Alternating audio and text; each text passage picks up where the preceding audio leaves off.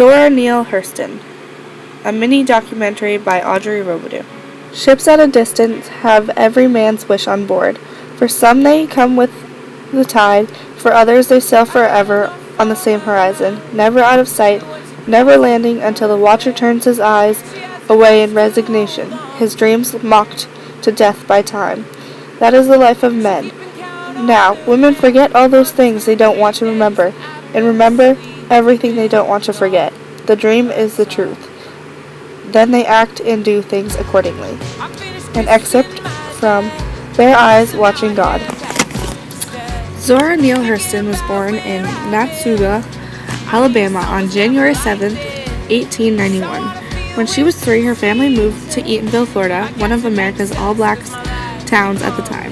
Her parents were John Hurston and Lucy Ann Potts. John was a preacher and a mayor of the town.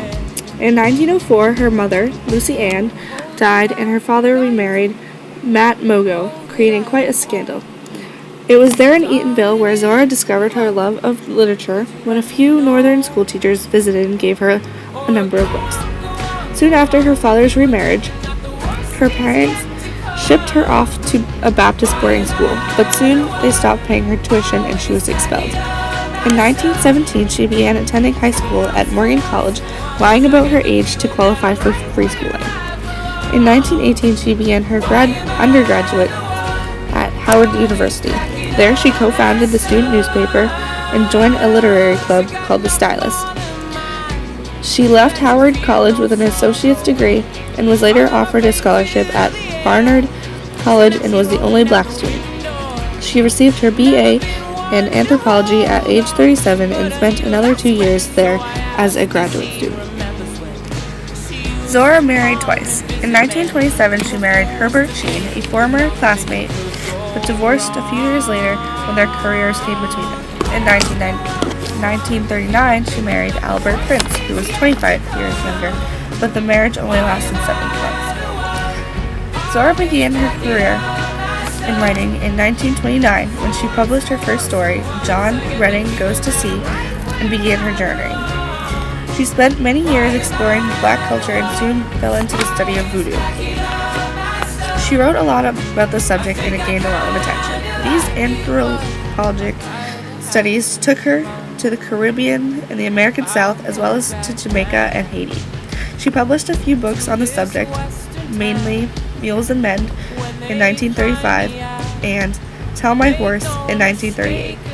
After settling down a bit, she continued to write and share about the black culture. But in 1948, she was falsely accused of molesting a 10-year-old boy, and though the case was dismissed, her life was quite disrupted.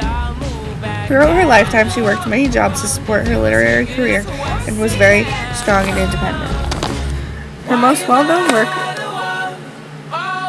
was Their Eyes Watching God, which was sort of an autobiographical story of her life in Eatonville. During a period of financial and medical difficulties, she was forced to enter a welfare home, suffered a stroke, and soon died of hypertensive heart disease on January 28, 1960, at age 69. She lived a long and fulfilling life.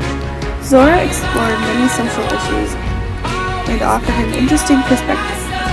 Though from her writing she may have seemed a bit conservative, she really wasn't. Due to censorship from white publishers, she had to edit a lot. Mainly she focused on feminism, individualism, and liberalism. She called people out and spoke her mind, and even wrote about a court case involving a white male and a black woman he was using as a concubine. She stood for equality and freedom, and her charismatic personality and strong moral compass would have made her a great spokesperson for some of the issues we see today, such as our over-sexualized society or the racism going on today, like in Ferguson and Baltimore. We could also look to her past work for a source of inspiration and a guide to equality. This has been a brief insight to the amazing and fulfilling life of Zora Neale Hurston, author, anthropologist, and genius of the South.